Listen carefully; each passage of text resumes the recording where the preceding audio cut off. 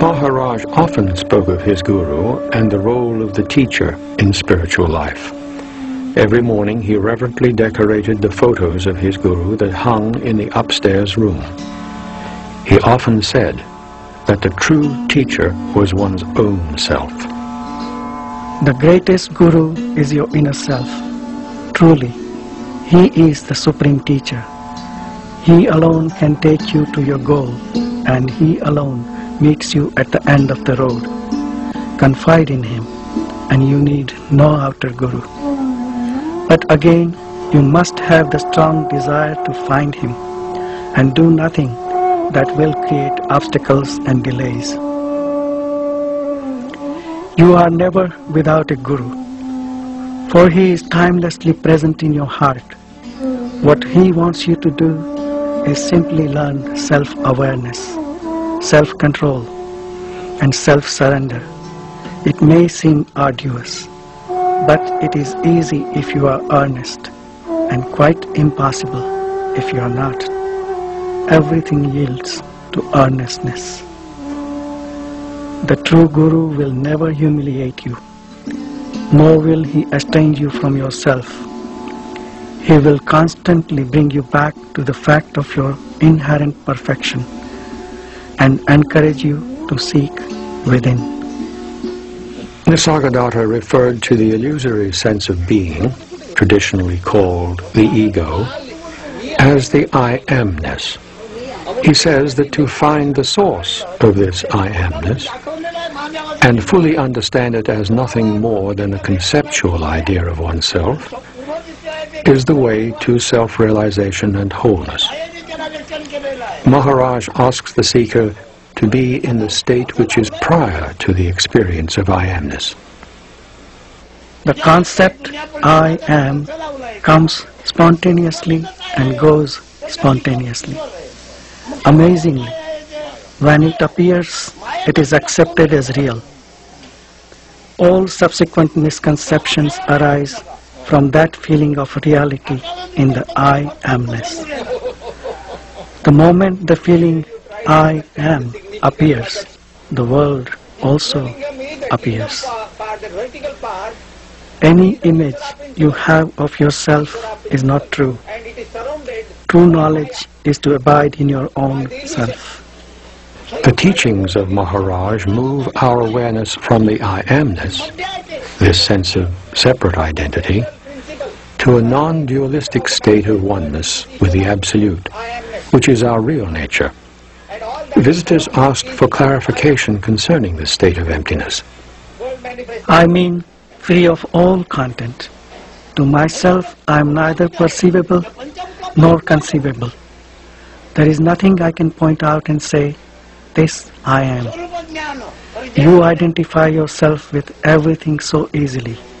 I find it impossible. The feeling, I am not this or that, nor is anything mine, is so strong in me that as soon as a thing or a thought appears, there comes at once the sense, this I am not.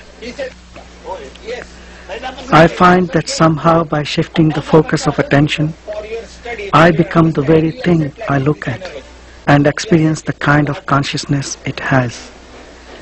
I become the inner witness of the thing. I call this capacity of entering other focal points of consciousness love. You may give it any name you like.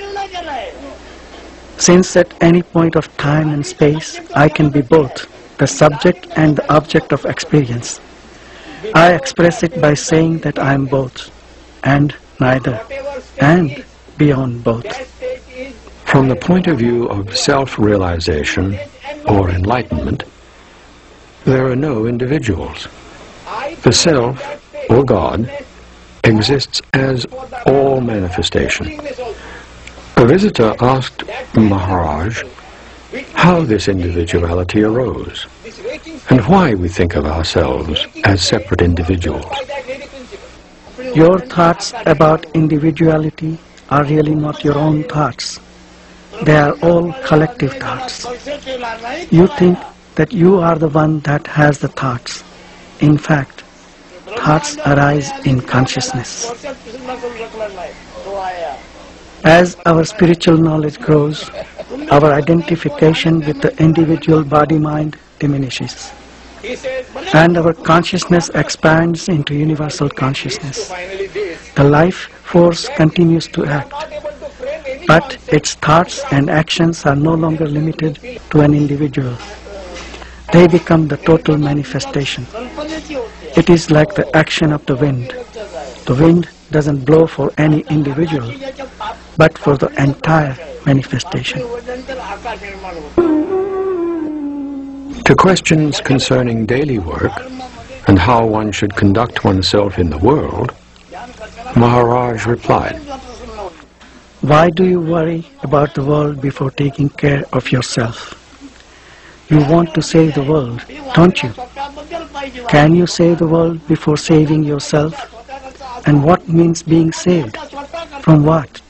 From illusion. Salvation is to see things as they already are. Keep quiet. Do your work in the world, but inwardly keep quiet. Then all will come to you. Do not rely on your work for realization. It may profit others, but not you. Your hope lies in keeping silent in your mind and quiet in your heart. By all means, attend to your duties. Action in which you are not emotionally involved and which is beneficial and does not cause suffering will not bind you. You may be engaged in several directions and work with enormous zest, yet remain inwardly free and quiet with a mirror-like mind, which reflects all without being affected. The unexpected is bound to happen, while the anticipated may never come. All is because you are. Grasp this point firmly and deeply and dwell on it repeatedly. To realize this as absolutely true is liberation.